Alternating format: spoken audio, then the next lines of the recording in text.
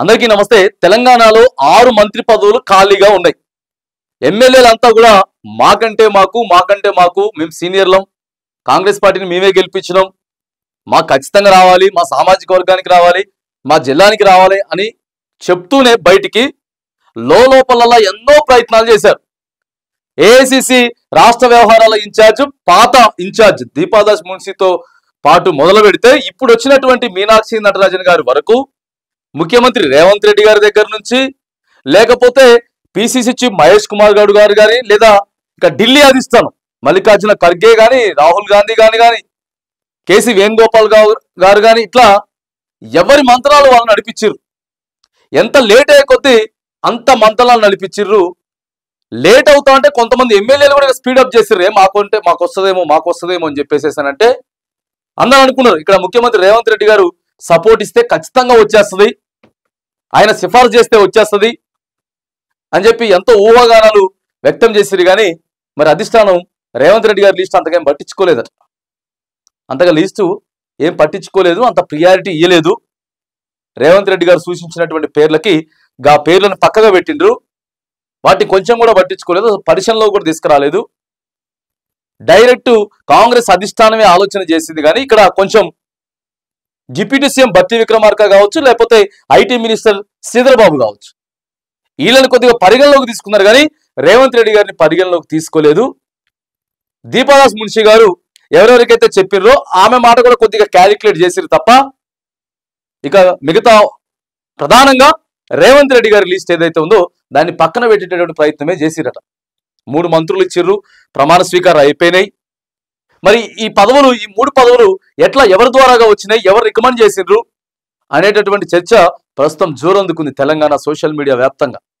నిన్న మనం చూసినాం, వాకటి శ్రీహరి ముదిరాజ్ సామాజిక వర్గానికి చెందినటువంటి నాయకుడు। సో ముదిరాజ్లో ఇక ఆయన ఎమ్మెల్యేగా ఉన్నాడు, వాళ్ళ జనాభా కూడా ఎక్కువ ఉన్నది, తర్వాత మాదిగలంతా కూడా మాకు ఇవ్వలేదు అని చెప్పేసి అని అంటా ఉంటే, ధర్మపురి నియోజకవర్గం నుంచి వెళ్ళి అడ్లూరి లక్ష్మణ్కి మాదిగ సామాజిక వర్గం ఇచ్చారు।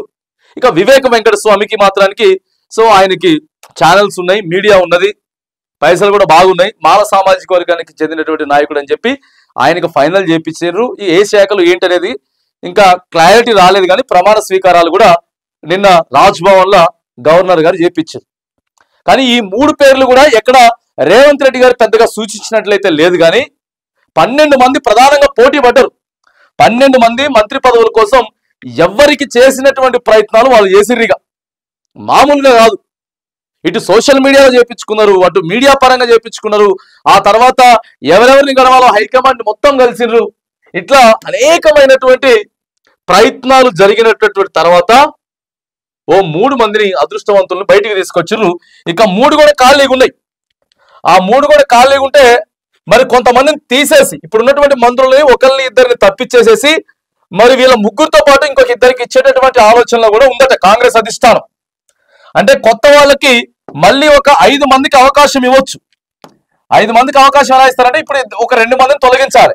ఆ 2 మంది ఎవరు అనేది కొండ సురేఖ గారిని తీసేస్తారా, లేకపోతే జూపల్లి కృష్ణారావుని తీసేస్తారా, దామోదర్ రాజనరసింహని తీసేస్తారా అనేది కొంత సోషల్ మీడియాలో చర్చ జరుగుతున్న నేపథ్యంలో గ్రామ పంచాయతీ ఎన్నికలు ఉన్నాయి కాబట్టి ఎవరిని తీసేసినా ఇబ్బంది అవుతుంది కాబట్టి సో ఒక 3 మందిని మాత్రానికి కొత్తలు తీసుకొని 3 పెండింగ్ పెట్టిండ్రు। ఇప్పుడు ఒక 2 మందిని తీసేస్తే మళ్ళీ ఒక 5 మందిని సాటిస్ఫై చేయొచ్చేటువంటి ఆలోచనలు అయితే ఉన్నది। వీళ్ళ ముగ్గురికి మాత్రానికి డైరెక్ట్ హైకమాండే ఇచ్చేసిందట, హైకమాండ్ నిర్ణయంతో ఇచ్చిరట, అంతేగాని ఎట్లా పడితే అట్లా చేసేటట్టు వాకటి శ్రీహరి అనేది ఖచ్చితంగా ఇవ్వాల్సిందే। సామాజిక న్యాయం చేస్తామని చెప్పి కాంగ్రెస్ పార్టీ అన్నప్పుడు మరి ముదిరాజ్ సామాజిక వర్గానికి ఖచ్చితంగా ఇవ్వాల్సిందే, వాళ్ళకి బరాబర్ ఇవ్వాలి కాబట్టి సో ఇచ్చేసిండ్రు। ఆ తర్వాత వచ్చేసేసి అడ్లూరు, ఈయన వచ్చేసేసి మక్తల్ కాన్సెన్సీ తర్వాత వివేక్ వెంకట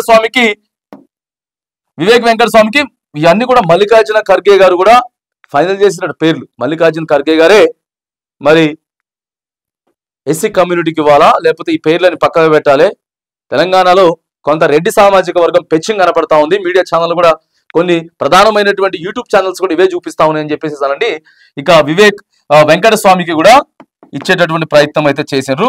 ఇక ప్రధానంగా ఏంటంటే రేవంత్ రెడ్డి గారి లిస్ట్ మాత్రానికి సో పక్కగా పెట్టిండ్రు, ఇవి హైకమాండే ఫైనల్ చేసినది। హైకమాండే ఫైనల్ చేసింది అడ్లూరి లక్ష్మణ్. ఈ రెండు పేర్లు మరి ఇక్కడ ఎవరు సిఫార్సు చేశారంటే బట్టి విక్రమార్క, తర్వాత శ్రీధర్ బాబు పేరు ఎక్కువగా వినపడతా ఉంది.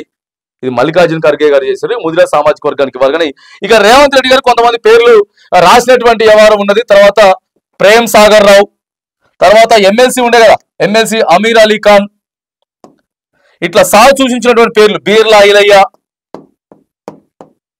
మదన్ మోహన్ రావు.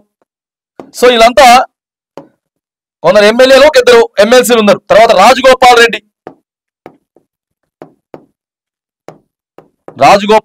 తర్వాత విజయశాంతి, మదన్ మోహన్ రావు, ఇవన్నీ సార్ చూపించినటువంటి పేర్లు. మల్రెడ్డి రంగారెడ్డి, తర్వాత రామ్మోహన్ రావు, సుదర్శన్ రెడ్డి. సో ఇట్లా ఈ పేర్లన్నీ కూడా ముఖ్యమంత్రి గారు సూచించారు, కానీ పెద్దగా పరిగణలోకి అయితే తీసుకోలేదు. సార్ లిస్టు ముఖ్యమంత్రి రేవంత్ రెడ్డి గారి లిస్టు మాత్రానికి పక్కకు నెట్టేసి వాళ్ళే డైరెక్ట్ గా ఇన్వాల్వ్ అయిపోయి ఇక్కడ నుంచి వెళ్ళి ఈ 3 మందిని అయితే ఖాయం చేసిర్రు. రాబోయేటటువంటి ఇంకా 3 ఇవ్వాలని, ఆ తర్వాత ఒక 2 మార్పులు చేర్పులు చేసి ఈ విషయంలో కూడా ఖచ్చితంగా అధిష్టానమే ఫైనల్ చేయబోతా ఉంది. మల్లికార్జున ఖర్గే, కేసీ వేణుగోపాల్, రాహుల్ గాంధీ, సోనియా గాంధీ నేతృత్వంలో మరి ఇక్కడ సారు మాట మాత్రానికి కొద్దిగా వినట్లేదు, పక్కనే పెట్టిరు అనేది మాత్రానికి సోషల్ మీడియాలో అయితే జోరుగా అయితే చర్చ నడుస్తా ఉన్నది. మరి ఇక ఈ 3 మందికి ఎవరెవరికైతే ఏ శాఖలు ఇవ్వబోతా ఉన్నారు, ఆ తర్వాత రాబోయేటటువంటి మాక్సిమం సర్పంచ్ ఎన్నికల తర్వాత ఉండొచ్చు. సర్పంచ్ ఎన్నికల తర్వాత, కాకపోతే కొంత పిసిసి కార్యవర్గం ఏదైతే ఉందో ఆ పదవులు కూడా చేపట్టేటటువంటి ప్రయత్నం సర్పంచ్ ఎన్నికల కంటే ముందే కాంగ్రెస్ అధిష్టానం చేయబోతా ఉంది. కానీ ఇక్కడ రేవంత్ రెడ్డి గారి పేర్లు మాత్రానికి ఈ మంత్రులను సెలెక్ట్ చేసినటువంటి విషయంలో మరి పెద్దగా పరిగణలోకి అయితే తీసుకోలేదు అనేటటువంటి వార్త మాత్రం ప్రస్తుతం తెలంగాణ రాజకీయాల్లో హాట్ టాపిక్ గా మారింది.